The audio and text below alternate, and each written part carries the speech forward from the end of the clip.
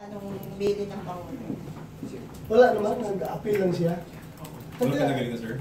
Nag-appeal siya sa gobyerno, sa tulungan siya sa problema natin sa droga.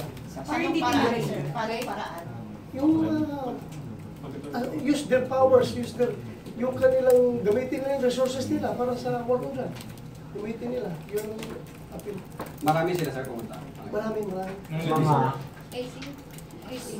Sir, pero walang sort of warning, hindi napagalitan na like, gaya ng sinabi niya speech na kanina, kung sa area nyo maraming drug crime, ibig sabihin, hindi na sa'yo yan. you must not be doing your job. Nandun ako pero baka mamaya wala, I'm not at liberty to disclose everything. Baka mamaya hintayin na lang. Konti lang, sir. Okay lang, sir. Okay sa inyo! Okay sa inyo, ha? Konti lang, yung hawas ng mood. Hindi man ako spokesman ng Malacanang. Takot mo yung mga governor kayo sa kanya kanina? Ano reaction ng mga governor nila? Ano reaction po ng mga governor?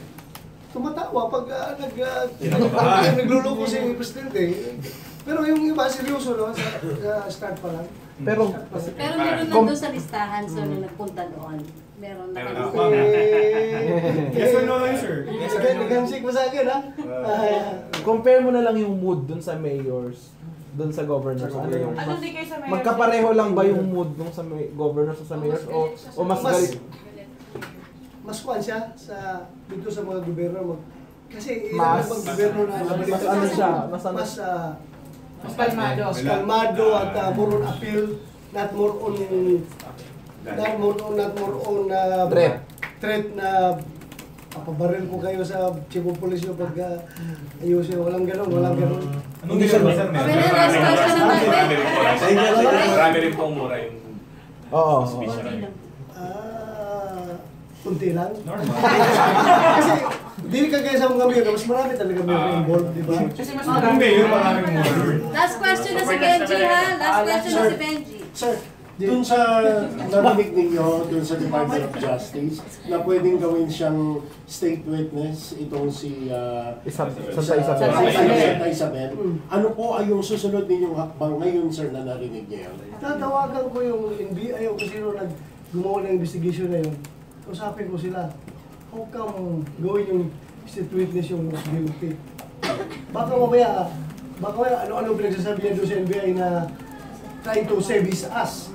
Sabihin niya, ako ang less guilty, most guilty.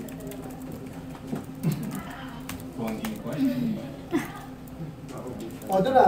Tumawag si SOJ, di daw totoo gawin state witness. Kayo inunahan nyo kasi. Dito ka ba siya naka-live tayo, sir? Naka-live ito? Pati ang SOD. Hindi, may reports kasi. Sir, hindi naman po Sir, sorry.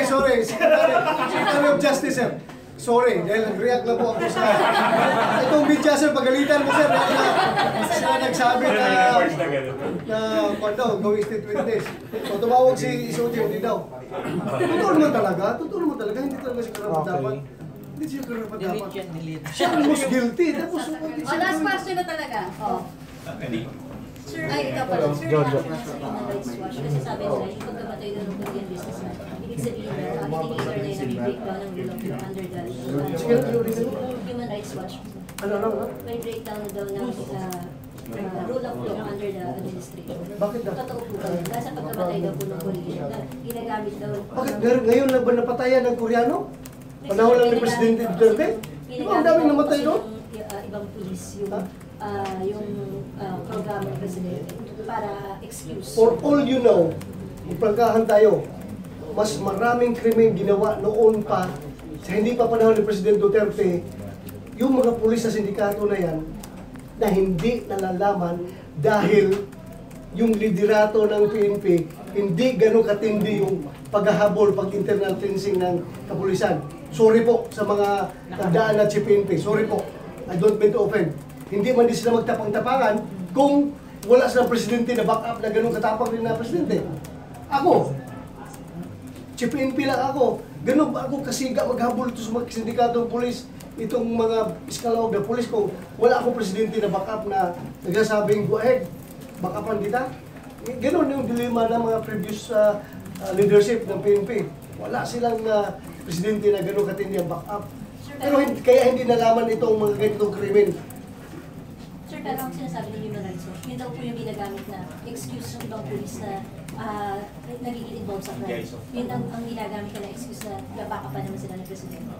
Ay, hindi. Alam naman nila na may tama sila pag sila nagloko. Babakapan sila kung tama ang ginagawa nila. Pero malilintikan rin sila kung may ginagawa sa kalukuhan. Hindi po namin itulolerate yan. Never. Never. Otherwise, hindi na lang kami magpulis dito kung pati yung kalukuhan. Isipin mo naman, pati kalukuhan na ginagawa ng pulis, ikonsinti mo. Hindi pa pwede yan. Ano mangyari sa Pilipinas? Saan na-brief yung si Presidente tungkol dito sa kaso? Okay. Ano po sabi ni, any specific instruction from the President regarding this incident? Akin na lang yan. Thank you. Thank you, General. Galit siya, galit. Galit siya, galit. Okay, thank you, PNP.